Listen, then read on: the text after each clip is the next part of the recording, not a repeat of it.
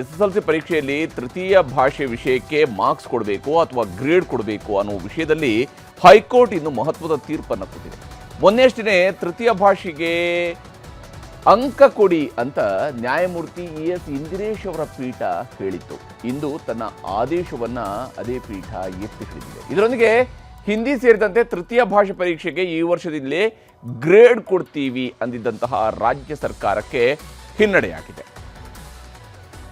ಎಸ್ಎಸ್ಎಲ್ಸಿಯ ತೃತೀಯ ಭಾಷೆ ಪರೀಕ್ಷೆಗೂ ಮೊದಲು ಶಿಕ್ಷಣ ಸಚಿವ ಮಧು ಬಂಗಾರಪ್ಪ ಇದರಲ್ಲಿ ವಿದ್ಯಾರ್ಥಿಗಳಿಗೆ ಮಾರ್ಕ್ಸ್ ಕೊಡೋದಿಲ್ಲ, ಈ ಬಾರಿ ಬದಲಿಗೆ ಗ್ರೇಡ್ ಕೊಡ್ತೀವಿ ಅಂತ ಹೇಳಿದರು. ರಾಜ್ಯ ಪಠ್ಯಕ್ರಮದಲ್ಲಿ ತೃತೀಯ ಭಾಷೆಯಾಗಿ ಸಂಸ್ಕೃತ, ಕನ್ನಡ, ಮರಾಠಿ, ತಮಿಳು, ತುಳು ಹೀಗೆ ಬೇರೆ ಬೇರೆ ಭಾಷೆಗಳನ್ನು ಕಲಿಸಲಾಗುತ್ತೆ. ಆದರೆ ಬಹುತೇಕ ಸರ್ಕಾರಿ ಶಾಲೆಗಳಲ್ಲಿ ಹಿಂದಿಯನ್ನು ತೃತೀಯ ಭಾಷೆಯಾಗಿ ಕಲಿಸಲಾಗ್ತಾ ಇದೆ. ಆದರೆ ಈ ವರ್ಷದಿಂದಲೇ ಎಸ್ಎಸ್ಎಲ್ಸಿಯಲ್ಲಿ ಹಿಂದಿ ಪರೀಕ್ಷೆಗೆ ಮಾರ್ಕ್ಸ್ ಕೊಡೋದಿಲ್ಲ, ಬದಲಿಗೆ ಗ್ರೇಡ್ ಕೊಡ್ತೀವಿ ಅಂತ ಪ್ರಾಥಮಿಕ ಮತ್ತು ಪ್ರೌಢ ಶಿಕ್ಷಣ ಸಚಿವ ಮಧು ಬಂಗಾರಪ್ಪನವರು ಸುದ್ದಿಗೋಷ್ಠಿ ಮಾಡಿ ಹೇಳಿದರು. ಈ ವರ್ಷದಿಂದಲೇ ಒಟ್ಟು 625 ಅಂಕಗಳ ಬದಲು ಒಟ್ಟು 525 ಮಾರ್ಕ್ಸ್ ಮೇಲೆ ಫಲಿತಾಂಶ ಕೊಡ್ತೀವಿ ಅಂತ ಕೂಡ ಹೇಳಿದರು. ಶಿಕ್ಷಣ ಇಲಾಖೆ ಈ ದಿಢೀರ್ ಆದೇಶವನ್ನು ಪ್ರಶ್ನಿಸಿ ಹೈಕೋರ್ಟ್ಗೆ ಎಸ್ಎಸ್ಎಲ್ಸಿ ಓದ್ತಾ ಇರುವಂತಹ ಕೆಲ ವಿದ್ಯಾರ್ಥಿನಿಯರು ಅರ್ಜಿ ಹಾಕಿದರು. ಏಪ್ರಿಲ್ 16ರಂದೇ ಹೈಕೋರ್ಟ್ನಲ್ಲಿ ನ್ಯಾಯಮೂರ್ತಿ ಇಂದಿರೇಶ್ ಅವರ ಪೀಠ ಈ ವರ್ಷ ಮಾರ್ಕ್ಸ್ ಕೊಡಿ ಅಂತ ಆದೇಶಿಸಿತ್ತು. ಆದರೆ ಈ ತೀರ್ಪಿನ ವಿಚಾರದಲ್ಲಿ ಅದೇ ಪೀಠದ ಮುಂದೆ ರಾಜ್ಯ ಸರ್ಕಾರ ಮರುಪರಿಶೀಲನಾ ಅರ್ಜಿಯನ್ನು ಸಲ್ಲಿಸಿತ್ತು. ಸರ್ಕಾರ ಮರುಪರಿಶೀಲನಾ ಅರ್ಜಿಯ ಮೇಲೆ ವಿಚಾರಣೆ ನಡೆಸಿರುವಂತಹ ಹೈಕೋರ್ಟ್ ಯಾವುದೇ ನಿಯಮ ರೂಪಿಸದೆ ಏಕಾಏಕಿ ಗ್ರೇಡ್ ಕೊಡುವ ತೀರ್ಮಾನ ಕೈಗೊಂಡಿದ್ದೇಕೆ ಎಂದು ಸರ್ಕಾರವನ್ನು ಪ್ರಶ್ನಿಸಿದೆ. ಅಲ್ಲದೆ ಈ ಬಾರಿಯ ತೃತೀಯ ಭಾಷೆ ಪರೀಕ್ಷೆಯ ಫಲಿತಾಂಶವನ್ನು ಮಾರ್ಕ್ಸ್ಗಳಲ್ಲೇ ಕೊಡಬೇಕು ಹೊರತು ಗ್ರೇಡ್ ಮೂಲಕ ಅಲ್ಲ ಅಂತ ತೀರ್ಪು ನೀಡಿದೆ.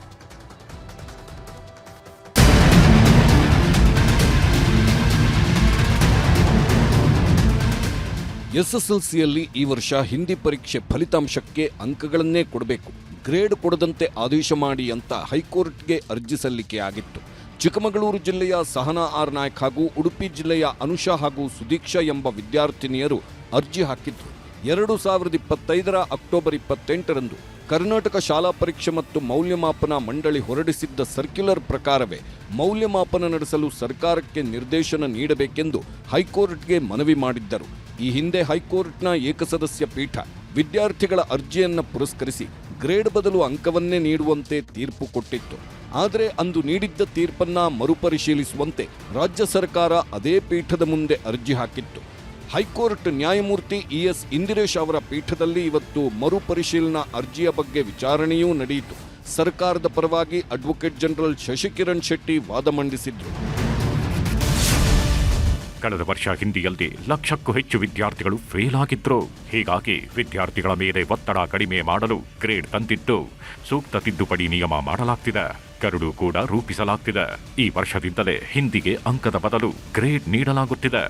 ಈ ಹಿಂದೆಯೂ ಇಬ್ಬರು ಹೈಕೋರ್ಟ್ಗೆ PIL ಸಲ್ಲಿಸಿದ್ರು.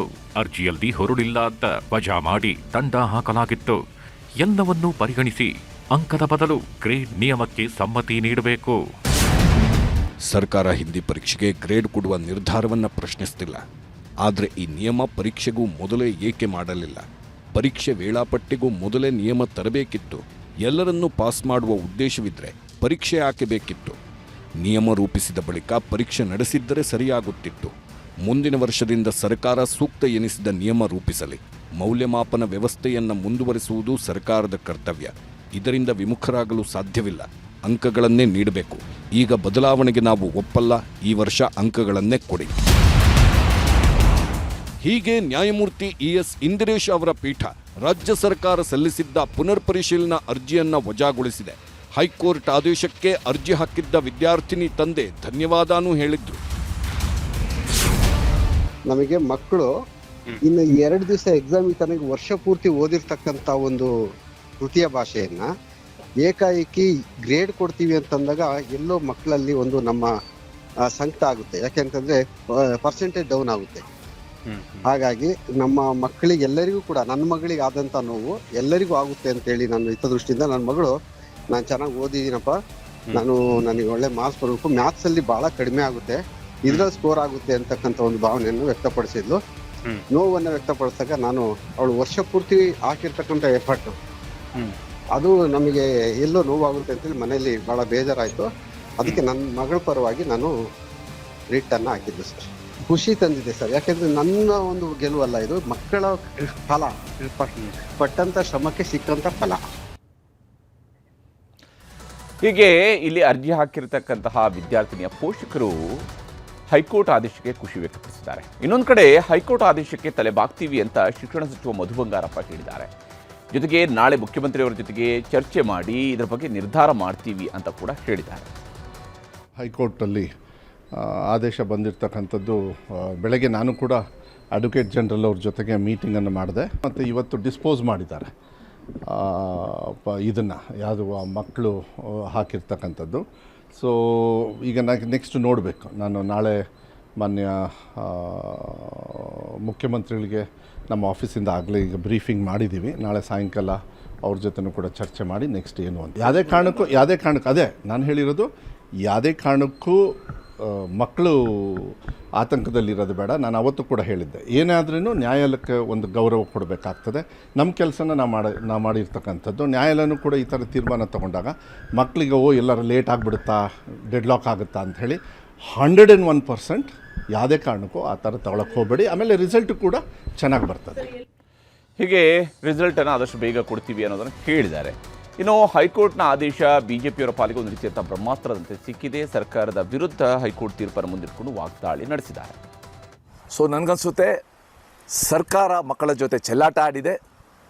ಮತ್ತು ಶಿಕ್ಷಣ ಅನ್ನೋದು ಒಂದು ಗಂಭೀರವಾದ ವಿಚಾರ. ಒಂದು ಮಕ್ಕಳ ಬಗ್ಗೆ, ಮಕ್ಕಳ ಒಂದು ಕಲಿಕೆ ಬಗ್ಗೆ ಅದನ್ನು ಭಾಳ ಹಗುರವಾಗಿ ತಗೊಂಡು ಕೇವಲ ಒತ್ತಡಕ್ಕೋಸ್ಕರ ನಾವು ಘೋಷಣೆ ಮಾಡ್ತೀವಿ ಅಂದಾಗ ಈ ಮಕ್ಕಳು, ಲಕ್ಷಾಂತರ ಮಕ್ಕಳ ಜೊತೆ ಇವತ್ತು ಇವರು ಭಾಳ ಹಗುರವಾಗಿ ನಡ್ಕೊಂಡಿದೆ. ಸರ್ಕಾರದ ನಿರ್ಧಾರವನ್ನು ಕಡೆಗಣಿಸಿ ವಿರೋಧಿಸಿ ಇವತ್ತು ಹೈಕೋರ್ಟ್ ಜಡ್ಜ್ಮೆಂಟ್ ಅನ್ನು ಕೊಟ್ಟಿದೆ. ಇದರಿಂದ ಒಂದು ಸರ್ಕಾರಕ್ಕೆ, ಶಿಕ್ಷಣ ಸಚಿವರಿಗೆ, ಶಿಕ್ಷಣ ಇಲಾಖೆಗೆ ಒಂದು ದೊಡ್ಡ ಮುಖಭಂಗ ಆಗಿದೆ. ಸರ್ಕಾರ ತೆಗೆದುಕೊಂಡಿರ್ತಕ್ಕಂಥ ಈ ರೀತಿಯ ಒಂದು ಅಪ್ರಬುದ್ಧ ನಿರ್ಧಾರವನ್ನ ಹೈಕೋರ್ಟ್ ಇವತ್ತು ವಿರೋಧಿಸಿದೆ. ಇಲ್ಲಿ ರಾಜಕೀಯ ಏನಾದರೂ ಇರಲಿ, ಸರ್ಕಾರದ ನಿರ್ಧಾರದ ಬಗ್ಗೆ ಅದು ಯಾವ ರೀತಿಯಾಗಿ ನಿಯಮಾವಳಿ ಪ್ರಕಾರ ಆಗಿರಬೇಕಾಗಿತ್ತು ಅನ್ನೋದ್ರ ಬಗ್ಗೆ ಹೈಕೋರ್ಟ್ ತನ್ನ ನಿರ್ಧಾರವನ್ನು ಹೇಳಿದೆ. ಇದರಿಂದ SSLC ಮಕ್ಕಳಿಗೆ ಈ ಬಾರಿ ಗ್ರೇಡ್ ಬದಲು ಅಂಕ ಸಿಗುತ್ತೆ. ಆದರೆ ಈಗಿರುವ ಪ್ರಶ್ನೆ SSLC ರಿಸಲ್ಟ್ ಯಾವಾಗ ಅಂಥೇಳಿ. ಮತ್ತು ಈಗಾಗಲೇ ರಾಜ್ಯ ಸರ್ಕಾರ ಹೇಳಿದೆ, ಒಂದೇ ಎಕ್ಸಾಮ್ ಅಲ್ಲ, ಅದಾದ ಮೇಲೆ ಮರುಪರೀಕ್ಷೆಗಳನ್ನು ಕೂಡ ನಡೆಸ್ತೀವಿ ಅಂತೇಳಿ. ಈ ಕಾರಣಕ್ಕಾಗಿ ವಿದ್ಯಾರ್ಥಿಗಳು ರಿಸಲ್ಟ್ ವಿಚಾರದಲ್ಲಿ ಗೊಂದಲಕ್ಕೊಳಗಾಗುವಂಥ ಅವಶ್ಯಕತೆ ಇಲ್ಲ, ಆತಂಕಕ್ಕೂ ಕೂಡ ಒಳಗಾಗಬೇಕಂತ ಅವಶ್ಯಕತೆ ಇಲ್ಲ.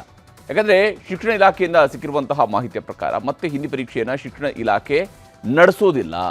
ಈಗ ಆಗಿರುವ ಹಿಂದಿ ಪರೀಕ್ಷೆಯ ಮೌಲ್ಯಮಾಪನವನ್ನು ಕೂಡ ಮತ್ತೆ ನಡೆಸೋದಿಲ್ಲ ಅಂತ ಸರ್ಕಾರ ಹೇಳ್ತಾ ಇದೆ. ಯಾಕಂದರೆ ಈಗ ನಡೆದಿರುವಂತಹ ಹಿಂದಿ ಪರೀಕ್ಷೆ ಮೌಲ್ಯಮಾಪನ ಆಗಿರೋದು ಅಂಕಗಳ ಲೆಕ್ಕದಲ್ಲೇ. ಅಲ್ಲಿ ಅಂಕಗಳು ಕೂಡ ಇದ್ದೇ ಇದ್ದಾವೆ. ಆದರೆ ಅಂಕಗಳ ಆಧಾರದ ಮೇಲೆ ಗ್ರೇಡ್ ನೀಡಲು ಮೊದಲೇ ಶಿಕ್ಷಣ ಇಲಾಖೆ ತೀರ್ಮಾನವನ್ನು ಮಾಡಿತ್ತು. ಹೀಗಾಗಿ ಈಗ ಆಗಿರುವಂತಹ ಹಿಂದಿ ಪರೀಕ್ಷೆಯೇ ಫೈನಲ್ ಆಗಲಿದೆ. ಅದರ ಬದಲಿಗೆ ಮತ್ತೊಂದು ಪರೀಕ್ಷೆಯನ್ನೇನು ಕೊಡೋದಿಲ್ಲ. ಹಾಗೆಯೇ ಈಗ ಆಗಿರುವ ಎಕ್ಸಾಮ್ ಮೇಲೆ ಮೌಲ್ಯಮಾಪನ ಆಗಿದೆ ಮತ್ತು ಅದರಲ್ಲಿರುವಂಥ ಅಂಕಗಳನ್ನು ಪ್ರಕಟ ಮಾಡಲಾಗುತ್ತೆ. ಈಗಾಗಲೇ ಅಂಕಗಳನ್ನು ಕೂಡ ಅಪ್ಲೋಡ್ ಮಾಡಿರ್ತಾರೆ. ಆ ಅಂಕಗಳ ಆಧಾರದ ಮೇಲೆ ಗ್ರೇಡ್ಗಳು ಪ್ರಕಟ ಆಗ್ತವೆ. ಆ ಗ್ರೇಡ್ ಬದಲಿಗೆ ಅಂಕ ಬರುತ್ತೆ. ಎಲ್ಲ ಓಕೆ ಆದರೆ ಏಪ್ರಿಲ್ 24 ಅಥವಾ 25ಕ್ಕೆ SSLC ಫಲಿತಾಂಶ ಪ್ರಕಟಗೊಳ್ಳಲಿದೆ.